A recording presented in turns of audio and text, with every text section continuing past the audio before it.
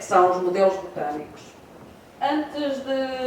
Antes de começar, eu queria falar um bocadinho da Maria José Ferreira. Por isso, queria agradecer à Maria José Ferreira a sua participação aqui na equipa do museu. Esta escola sofreu obras em 2008 e o museu ficou com a cara que está hoje. Depois, talvez em 2010, a Beatriz assumiu o museu e em 2012, talvez, convidou-me a mim e a Maria José para ajudarmos a fazer parte da equipa do museu. Na altura fazíamos uma exposição temática uma vez por ano, nestes expositores, e a Maria José trabalhava com muito gosto, e esta aqui, a Maria José era de Fisicoquímica, mas gostava mais da Química do que da Física, e para lhe fazermos a vontade, apesar de termos poucas peças de Química, porque temos imensas peças de Física, temos poucas peças de Química, fizemos uma exposição que era Química no Dia-a-Dia, a Química no Dia-a-Dia. Ela ficou maravilhada, e foi assim uma exposição que lhe diz muito. A Maria José partiu em dezembro, peço desculpa, emociono um bocadinho, foi assim, ela já estava doente há muito tempo, ela tinha 57 anos, já estava doente há muito tempo, mas depois também a morte dela foi assim uma infecção repentina e por isso a Maria José partiu em dezembro. E eu, como modo de agradecer, queria dar uma salva de palmas à Maria José.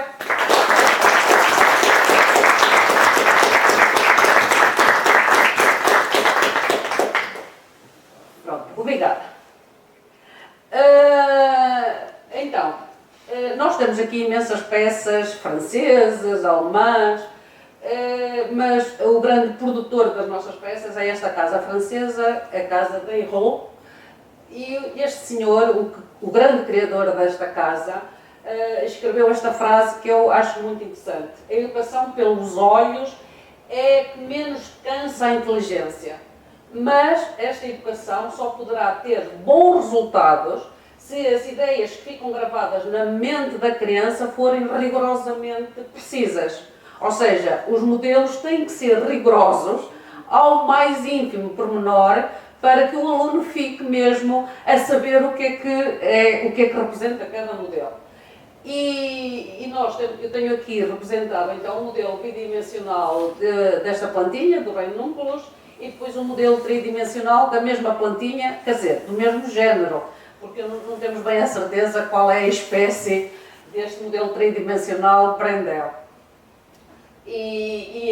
Realmente eu também acho que este senhor estava muito certo, e então na disciplina de ciências a imagem tem um valor mais acrescido, não é? Nas outras disciplinas é importante, mas em ciências naturais, na biologia, na geologia, na zoologia, na botânica, a imagem tem de veras um papel muito importante na educação dos alunos.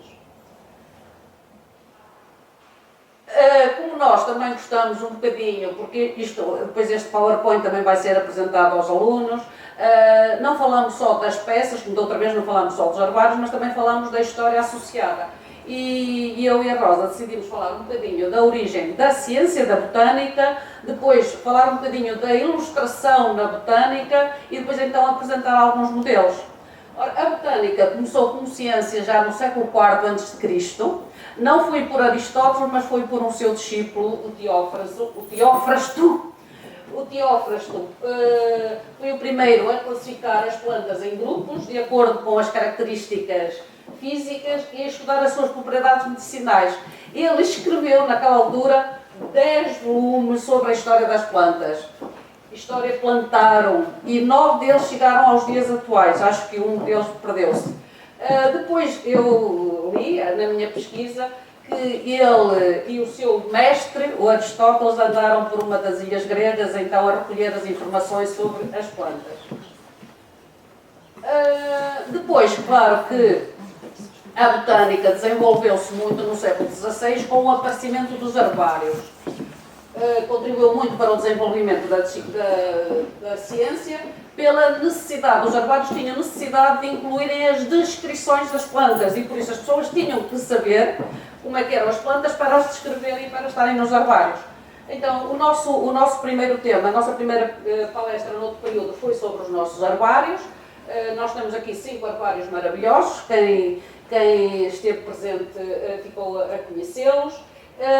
E no dia 15 de dezembro foi publicado um artigo sobre os herbários, por isso os herbários do Museu da Ciência da Escola Básica e Secundária Rodrigues de Freitas. Foi publicado na revista da Ciência Alimentar da Casa das Ciências e eu posso dizer assim com um certo orgulho, com uma certa vaidade, que já tem 2.500 visualizações e por isso é o artigo mais visto nesta publicação da revista. Se vocês quiserem ler e saber mais um bocadinho sobre os nossos herbários, basta escrever isto no Google. Herbários da Escola Básica e Secundária, do Museu da Ciência da Escola Básica e Secundária Rodrigues de Freitas. Faz também uma descrição da escola, do museu e depois dos nossos, como é que apareceram os herbários, porque é que apareceram os herbários e sobre os nossos 5 herbários. No século XVI, ainda no século XVI, este botânico suíço também publicou um catálogo em que já incluía descrições de 1000 plantas organizadas por ordem alfabética. Mas depois, claro que a botânica desenvolveu-se muito como ciência no século XVIII, com um senhor que nós, professoras de Biologia e Geologia, ensinamos aos nossos alunos, damos a conhecer aos nossos alunos, que é o Carlo Linneu, não é? Nós chamamos Carlo Linneu, portuguesamos o nome dele. Este senhor, o Carlo Linneu, criou um sistema de classificação de todos os seres vivos, que ainda hoje é utilizado. Para as plantas, ele usou também o sistema, a classificação binominal também se aplica às plantas. Ele dedicou-se muito ao estudo das plantas, porque as características sexuais das plantas tinham sido descobertas e então ele aproveitou essas características sexuais para descrever as plantas. E às vezes até fui assim um bocadinho, eu acho que fui um bocadinho ousado, os colegas da botânica, da biologia, podem dizer que sim ou se não, achei que ele às vezes era assim um bocadinho ousado para descrever as plantas. Então, para quem não é de biologia, e peço desculpa às minhas coleguinhas de grupo, este senhor agrupou os seres vivos em 7 grandes divisões. Não é? Vocês ainda sabem? Ainda sabes, Gabriela, 7 grandes divisões? Tu que andas a estudar biologia? Sempre faz lá que não vai pegar mal. Vai pegar mal, pois vai pegar mal. Pronto, então, de reino até à espécie, não é? São 7 grupos e os seres vivos vão sendo distribuídos, vão sendo agrupados nesses 7 grupos. Todos os 6 grupos têm uma classificação uninominal, não é? Uma nomenclatura uninominal. A espécie é que tem uma nomenclatura binominal. Por isso todos vocês sabem como é que é o nome científico da nossa espécie, não é? Então, qual é? Homo sapiens, Gabriel, mas tu não devias ter dito, não é? Por amor de Deus. Pronto. Homo sapiens, sempre escrito em latim. O primeiro nome começa, também o nome do género, começa com a inicial maiúscula e o segundo nome, nós chamamos o restritivo específico da espécie, inicia com minúscula, não é? Por isso, Homo com maiúscula, Sapiens com minúscula. O primeiro nome é também o nome do género e por isso quando se classifica uma espécie tem que se ver se ela pertence a um determinado género, mas depois o segundo nome, já viram que Homo sapiens está escrito em latim e por isso o primeiro, estava eu a dizer que é o nome do género, o segundo, por vezes latiniza-se a palavra e é sempre ou uma característica do ser vivo, ou o nome do local onde foi recolhido, ou em homenagem a uma determinada pessoa. Por exemplo, ali o crocodilo. O nosso crocodilo é o crocodilo Niloticus. Então, porquê que será o Niloticus? Porque é do Nilo, não é? Nós somos Homo sapiens às tantas porque o sapiens era sapiência, de inteligência. Mas é uma soberba. É uma soberba, exatamente, é uma soberba. Muito bem. Estão a perceber? Por isso, este segundo nome da espécie é latinizado, é uma palavra latinizada. E foi o Sr. Linneu, então, que criou este sistema e ainda é um sistema que se usa atualmente. No ano passado, a botânica esteve em alta cá em Portugal. Por isso, os 11 botânicos portugueses... faltou-me uma coisa. Atualmente, claro, tem que haver um código e o código há um código para batizar as novas espécies que se vão descobrindo. E então o código é o Código Internacional da Nomenclatura para Algas, Fungos e Plantas, em inglês ICN, é o conjunto de regras e recomendações que tratam dos nomes botânicos dados às plantas, aos fungos e às algas.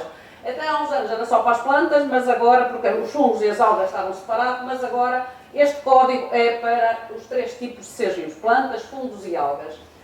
E então, no ano passado, em 2023, 11 botânicos portugueses descreveram 19 novas plantas para a ciência.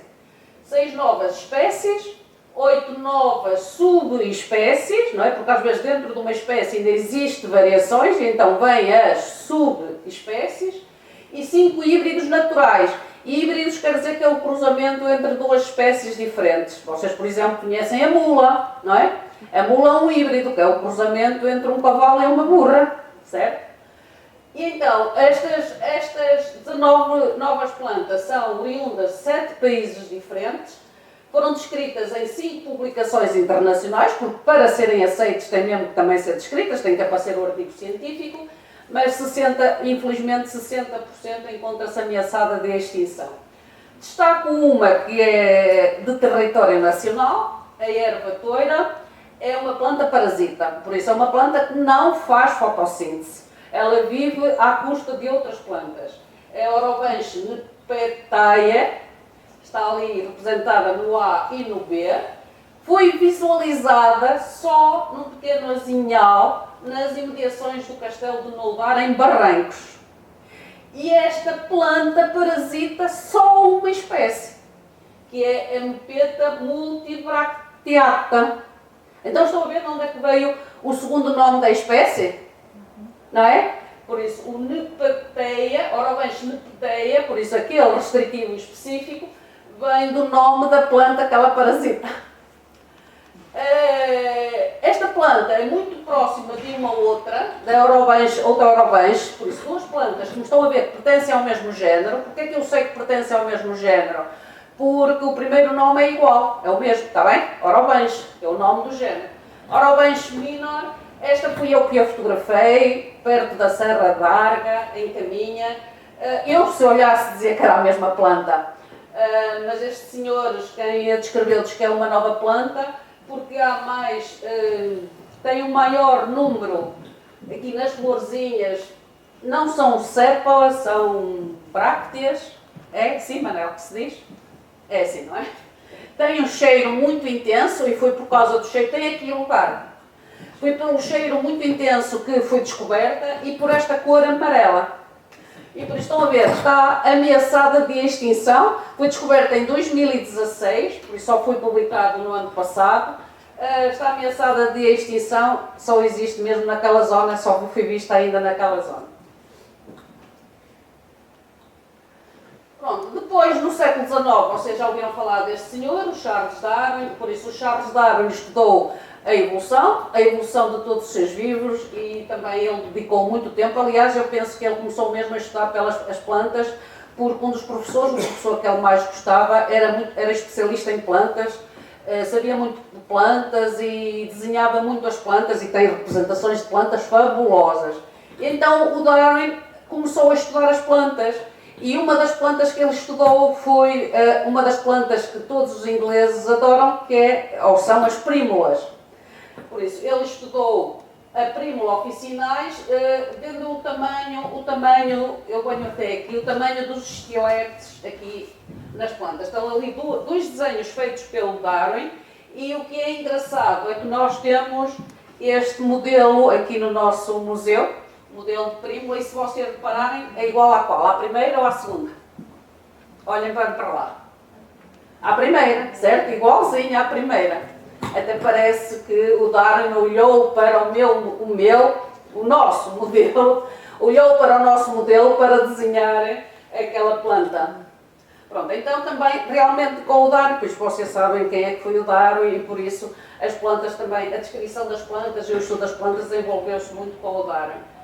Depois um outro senhor também que se dedicou muito às plantas e estudou muito uma planta em especial, a Pisum sativum, que é a ervilheira. Por isso ele descobriu as leis da hereditariedade, por isso este senhor, o Mendel, é chamado o pai da hereditariedade, descobriu as leis da hereditariedade, como é que todos os seres vivos transmitem as suas características aos seus descendentes através de uma planta. Eu até tenho aqui a plantinha, para vocês verem. Este modelo deve ter sido muito utilizado, muito usado pelos meus colegas, porque já desapareceu a parte inferior. Eu falei com uma colega, que é a Beatriz Agante, e ela diz que sim, que as aulas estavam sempre com esta planta, o piso sativo. Ela estava completamente, quando eu e a Rosa a descobrimos lá embaixo, ela estava completamente, estava em peças, não é? Tivemos que estar a olhar para os livros para ver como é que íamos encaixá-la, por isso uma das coisas extraordinárias que tem estes modelos Brendel, que as peças podem ser desencaixadas, desmontadas, não é? Por isso, como estão a ver, ela pode-se abrir e pode-se até estudar a característica desta flor, que é uma flor especial, porque tem uma pétala, não é?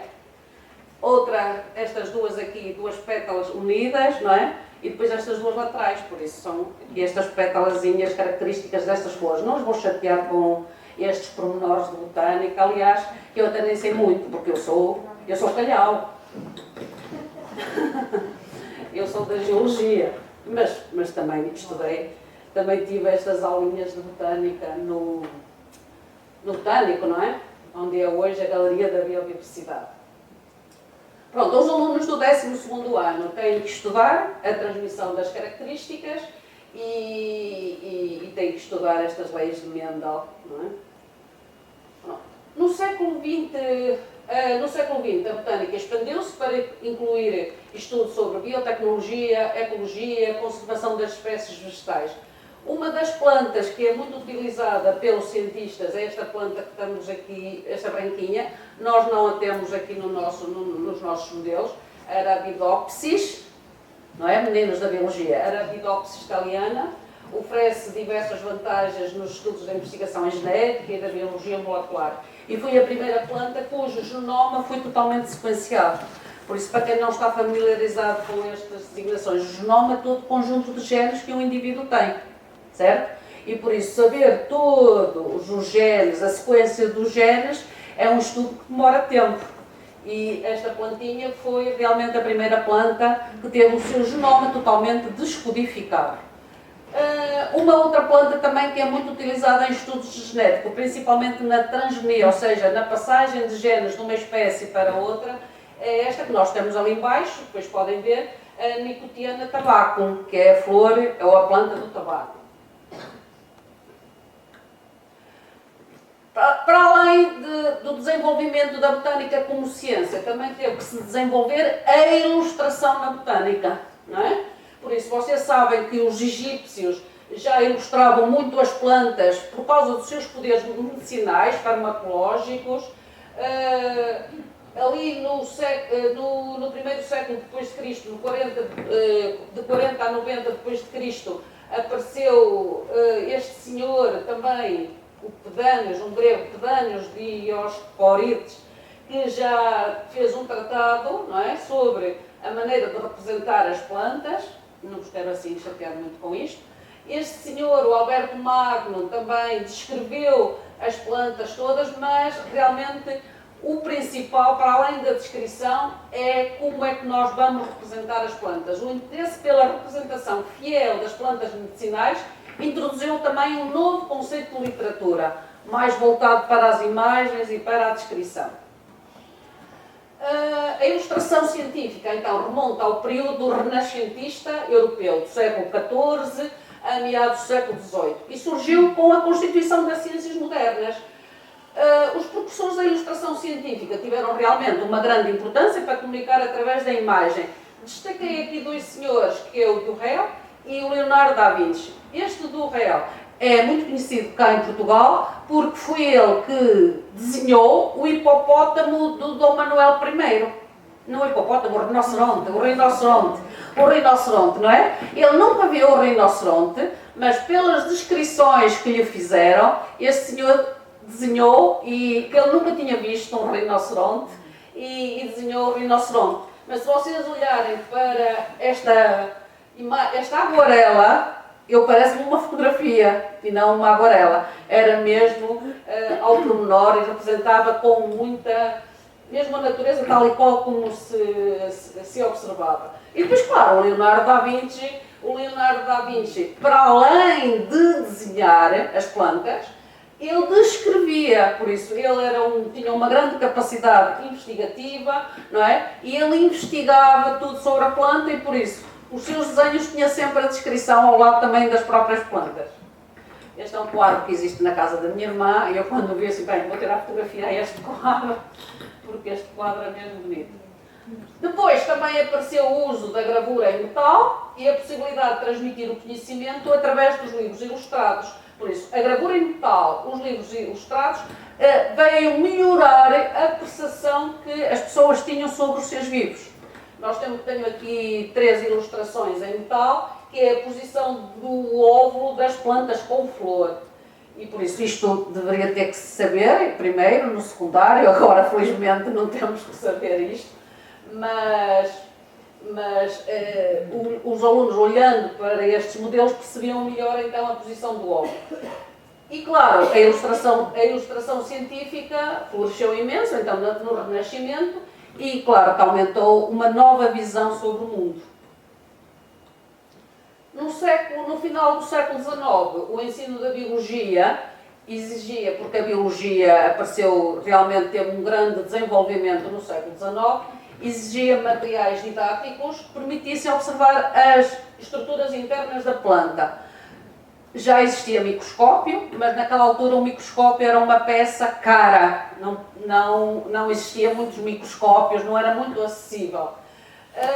E então, também observar as plantas nos herbários, nós estávamos a observar, eram plantas naturais, mas estavam secas, não estavam na sua forma plena. E por isso, então, teve que se pensar noutra maneira de representar as plantas para que os alunos estudassem. E por isso apareceram então os quadros parietais e os modelos tridimensionais. Porque isto começou a desenvolver-se muito, eu acho que vou falar aqui mais para a frente, na Alemanha, no início logo do século XIX. A Alemanha foi dos primeiros países europeus a democratizar o ensino. E naquela altura as turmas tinham 100 alunos. E um microscópio para 100 alunos não era o ideal, não se poderia comprar muitos microscópios para tantos alunos, e haveria só um livro ou 2 livros por classe. Ora, 2 livros a circularem numa turma de 100 alunos, ou um microscópio para 100 alunos não era o suficiente. E foi aí que os alemães desenvolveram os quadros parietais. Porquê é que chamam parietais? Porque eram colocados na parede, altos, e assim todos os alunos podiam ver e observar o que é que o professor estava a descrever. Estes modelos, os modelos tridimensionais, eu tenho aqui, não representam só a planta, não é? O fruto, a flor, mas tenho aqui alguns modelos que representavam as próprias estruturas que poderiam ser observadas ao microscópio. Por exemplo, este modelo que tenho aqui, das tálicas na vitrina, que vocês podem ver, é a representação de uma folha, de uma dicotilodónia, ao microscópio. Como os alunos não poderiam ver ao microscópio, então fizeram um modelo da folha vista ao microscópio. E está tão real que depois, eu só um destes dias é que me apercebi, quando se olha para o pormenor, até se conseguem ver os estomas, por isso eles representavam mesmo ao pormenor a estrutura. Então, estava eu a dizer que isto tudo, os quadros parietais dos modelos tridimensionais começaram na Alemanha. O auge destes modelos, destes quadros parietais, aconteceu entre 1870 e 1920. Foi criado agora este projeto internacional financiado pela União Europeia. Tem para já 3 países, que são os Países Baixos, a Alemanha e a Dinamarca, que é para fazer uma recolha destes quadros parietais que foram feitos na Europa, para o ensino da Europa, porque não foi só para as ciências. Estes quadros parietais também se desenvolveram muito na disciplina de História, por exemplo.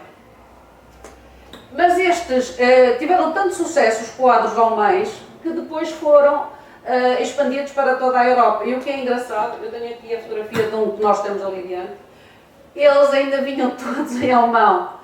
Por isso, quem não soubesse alemão não percebia. Por isso, a legenda, como vocês estão a ver, eles têm números e a legenda está aqui em baixo toda em alemão. Por isso, teria que se pedir a algum colega que estivesse a lecionar alemão para fazer a tradução. Estes quadros, os quadros parietais, então, tiveram uma rápida difusão, começaram na Alemanha, tiveram uma rápida difusão pela Europa, graças aos avanços da impressão litográfica, que facilitou a produção mecânica em série e a um preço muito razoável. Posso-vos dizer que, pronto, na altura deviam ser baratos, porque nós, por exemplo, desta coleção, nós temos 15 desta coleção, temos outras coleções, mas esta que eu adoro, esta coleção, temos 15, temos aqui estes e aqueles ali diante, deviam ser acessíveis. Hoje em dia eles são vendidos em leilões de grandes casas e posso-vos dizer que em bom estado, cada um deles anda por volta dos 300, 400 euros. Por isso é o valor histórico que isto alcançou, não é? É extraordinário. Pronto, então o que é a litografia? A litografia é uma técnica muito interessante. É uma impressão que envolve, eu vou ler, está bem, estou aqui a ler esta parte, é uma técnica de impressão que envolve a criação de desenhos sobre uma placa calcária com um lápis gorduroso. Por isso, fixa-se a gordura na rocha através de produtos químicos e assim a matriz rochosa fica dividida em duas áreas, a que não tem o desenho e a que retém a água, quando depois se passa a água e repele a gordura, e a desenhada que agrega a gordura e repele a água. Toda a superfície depois a limpa com água rasa ou querosene para eliminar o pigmento usado no desenho, preservando-se apenas a gordura. Umedece-se seguida toda a superfície com água e depois vai-se colocar a tinta, a colocação da tinta oleosa é feita com rolo de couro ou de borracha e a tinta adere somente nas partes que ficaram gordurosas. Para cada cor, isto é que eu acho interessante, para cada cor era usada uma placa de calcário. Por isso, se nós olharmos para estes modelos, então este tem aqui tantas cores, amarelo, castanho, laranja, para cada cor era usada uma placa. E então a folha estava na impressora, punha-se a placa para baixo e ficava uma cor marcada no papel. Depois outra placa e assim sucessivamente. Vejam a quantidade de desenhos, não é, que tinha que se fazer do mesmo modelo em placas diferentes. E depois eles, claro, teriam que apagar o desenho, não é? Teriam que fazer fricção na rocha para que o desenho desaparecesse, para poder outra vez usar a placa noutro desenho. Eu acho isto extraordinário. Estes são de uma firma alemã, tem aqui a firma alemã, de uma cidade, Darmstadt, que era uma cidade, ainda hoje é conhecida, a ciência das artes e das ciências, a cidade das artes e das ciências. Penso que o que eu li é que tinha realmente muitas impressoras, muitas gráficas de impressão e por isso fizeram muitos destes esquemas. Aqui tem o nome das pessoas que pensaram no esquema, que é um desenhador, um botânico e um farmacêutico. Porque realmente os farmacêuticos na altura sabiam muito sobre plantas. Depois o papel foi colado num suporte de linho. Podem ver, este aqui já está um bocadinho aberto e por trás tem um suporte de linho. Temos outros quadros parietais, outras coleções, podem ver, tenho ali uma série deles dobrados. Ainda não sabemos como é que nós vamos colocar estes quadros todos para os alunos. Talvez como se vê em algumas casas que vendem postas, não é? Que se fixa na parede e depois vai andando. Talvez, vamos ver se conseguimos desenvolver um sistema desses. Porque a pena porque eles estão ali todos enrolados e vão aparecendo consoante as nossas exposições. Pronto, estes eram os modelos bidimensionais, chamados quadros parietais. Nos modelos tridimensionais também se desenvolveram muito, também começou na Alemanha, foram exportados para o resto do mundo através de um circuito em que participavam cientistas, artesãos, artistas, ilustradores, educadores e agentes comerciais. Os materiais eram selecionados em função do tipo de modelo a fabricar e do grau de requinte que era necessário atingir. Então, usou-se terracota, usou-se muito a cera, porque pela sua maleabilidade e plasticidade, poderia-se desenhar aquilo que se pretendia da planta, e usou-se o vidro. Por exemplo, estas fotografias que eu tenho aqui é uma coleção de flores de vidro que foi feita de propósito, ou foi pedida pelo Harvard Museum of Natural History. Por isso, isto são fotos retiradas do site do museu. São 4.300 modelos, que representam 780 espécies, produzidas durante ali uns anos, 1887 e 1936, por dois artesãos alemães que era pai e filho. Estes são realmente bonitos. Eu há uns tempos comecei a publicar os modelos Brandel até no Facebook e alguém me disse assim: mas vocês não têm os modelos de vidro? Os modelos de vidro é que são bonitos. Eu nunca tinha ouvido falar nos modelos de vidro. E então pesquisei. Penso que só existem mesmo neste museu, que mandou fazer de propósito, não é? Por estes dois artesãos que fizeram os 4.300. Ora bem, mas a cera danifica-se facilmente. Se o modelo cai, parte e fragmenta-se. O vidro nem se fala, não é? E eram, por exemplo, o vidro era um objeto caro. Então tinha que se procurar um material mais acessível, mais resistente ao transporte e à sua conservação. Então alguém teve a brilhante ideia de fazer estes modelos em papier-mâché. Por isso o papier-mâché é uma massa feita com papel cortado, embebido em água, coado e depois misturado com cola em gesso. Eu por acaso já estive a ver um vídeo no YouTube, um tutorial, não é? Que mostra mesmo a fazer isto. Alguns modelos também podiam incluir madeira, gesso, medula de junco, metal, barbante, penas, uma série de objetos, estão a ver, fio de metal, outras fibras, crina de cavalo. Nós temos aí alguns, não é, Rosa, com crina de cavalo. Depois podem ver, para representar os pelinhos, entre aspas, os pelinhos das plantas a que faziam as crinas de cavalo. Os modelos representam fungos, plantas, herbáceas, flores, outras partes da planta, mas também processos que ocorrem no seu interior, como por exemplo este aqui, que representa a fecundação de uma planta, de uma flor, não é? No interior de uma flor. Eu pus aquele modelo Brandel, porque para mim e para a Rosa este foi o mais intrigante de todos. Não sabíamos que aquele modelo representava uma planta, ele está ali. É uma planta que tem aquela parte redonda, que nós chamamos de armadilha, que é para apanhar insetos. É uma planta aquática de água doce, existe cá em Portugal,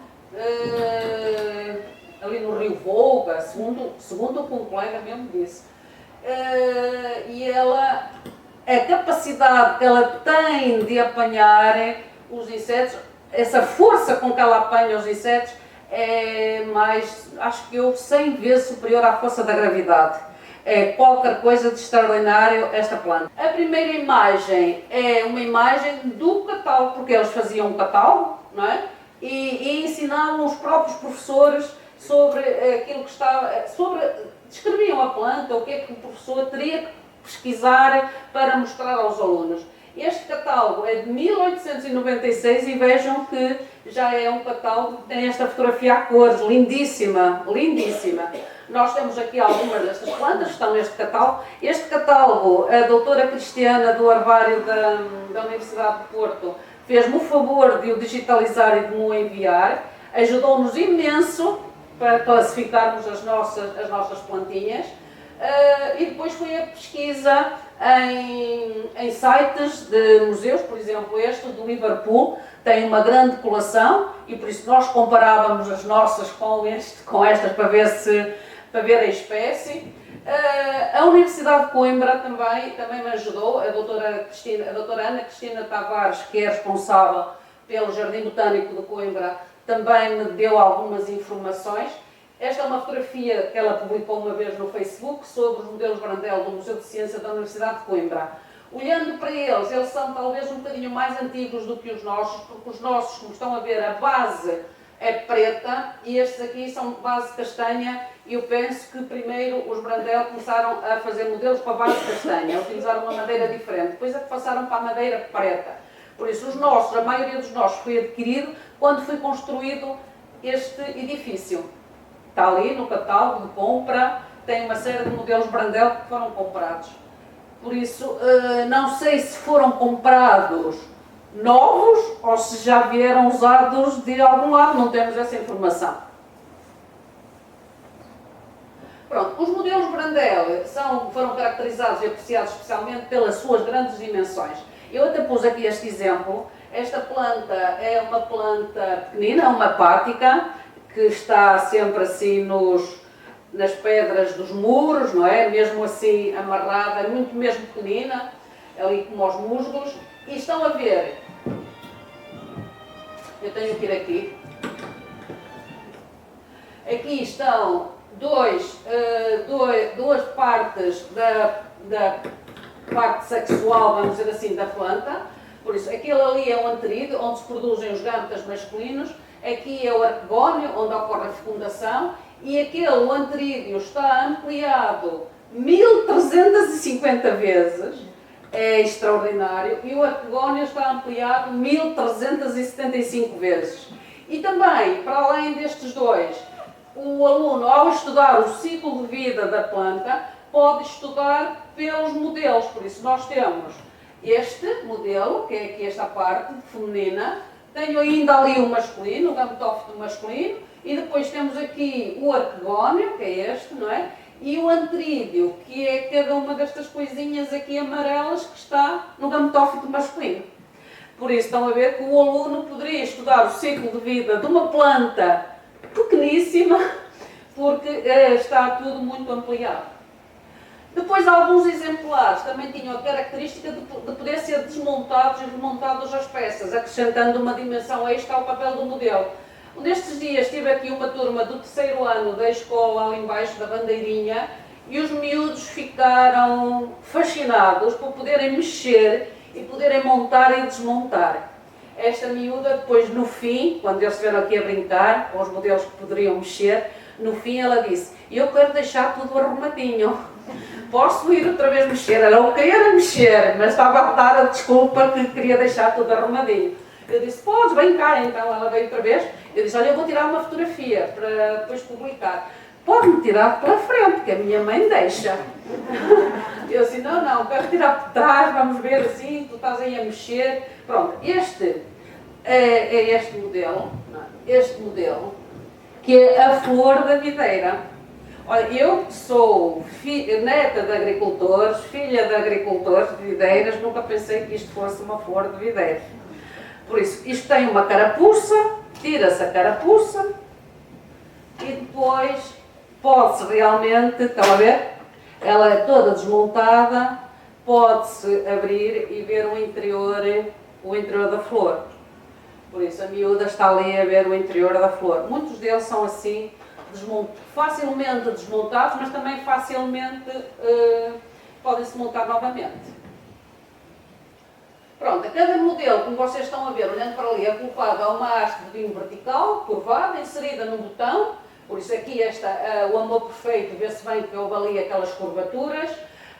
Normalmente pode haver um botão, pode haver 2, 3 ou pode haver até 4. Nós não temos. Nós temos no máximo 2. Acho que nem temos nenhum de 3, pois não, Rosa? Não. Montado numa base de madeira, porque eles são... Os Brandel fizeram 203 modelos. Nós temos 42. Montado numa base de madeira, ambos torneados, polidos em laca preta.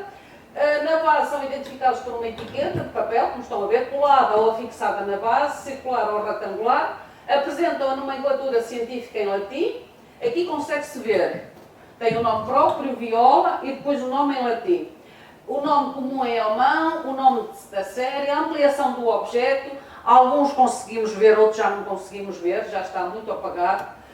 O nome da empresa, tudo em tinta preta. Os mais antigos têm apenas o nome em alemão, enquanto que os nomes genéricos, depois dos modelos posteriores, já aparece com o nome em francês, este já tem, o nome em francês, em italiano e em inglês.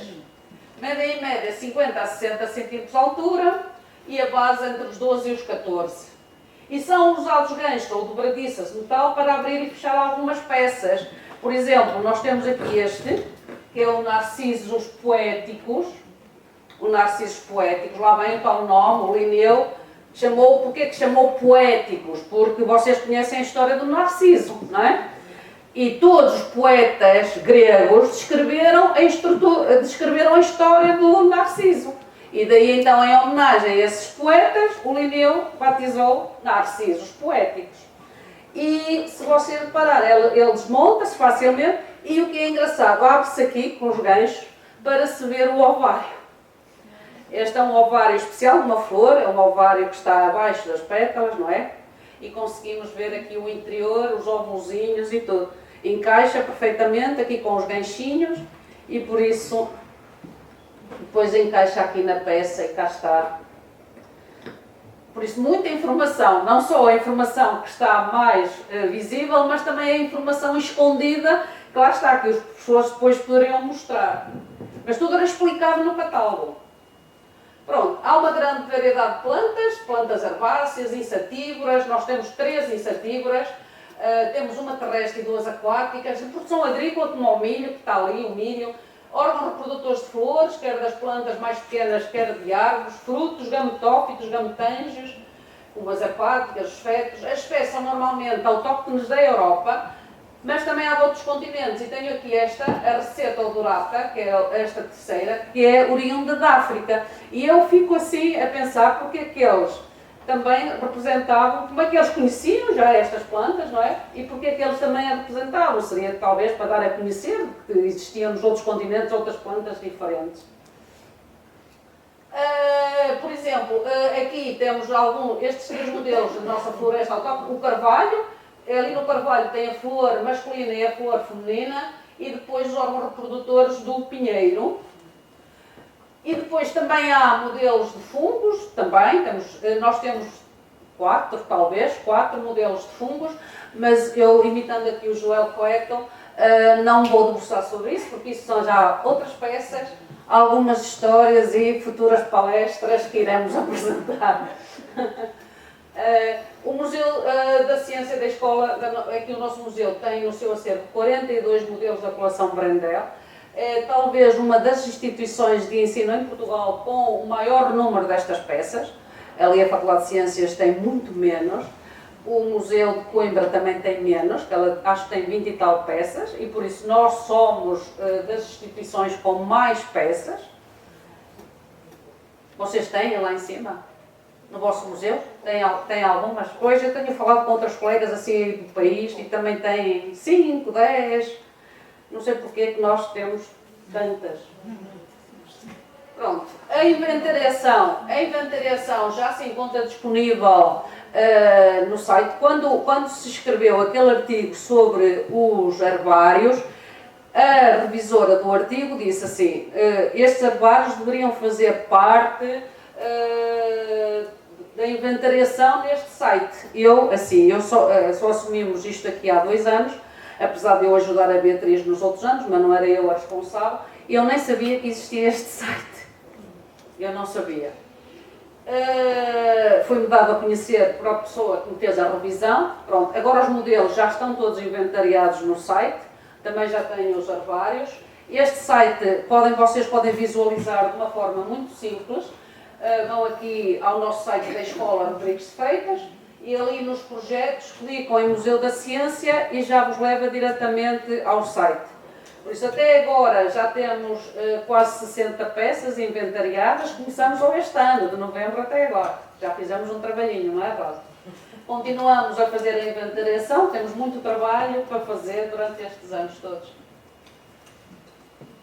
Algumas dúvidas? Falei muito rápido, não? Podemos mexer? Agora podem, vou para aí que eu vou... o que é que nós estamos a fazer? Para além de nós as duas, eu e a Rosa temos horas aqui no museu. Eu tenho 10 horas, a Rosa tem 8 horas, mas rapidamente se passam estas horas, porque também recebemos os meninos, não é? E estamos a escrever e tal, pronto, mas a gente lá se vai entretendo. A Fernanda também quis fazer parte da equipa, que ela gosta muito do museu, mas não tem horas de museu. Então, ela vai trabalhando em casa. O que é que ela está a fazer? Aquilo que gosta e que eu e a Rosa já não gostamos muito. E ela está a fazer uns QR codes para cada plantinha, não é? Por isso, ela já fez hoje, para agora, já fez uns 4 ou 5, já estão aí, Tem o nome da planta, o nome da espécie, o QR Code e o número do catálogo, não é isso, Rosa? Pronto, se quiserem já podem pesquisar através do QR Code.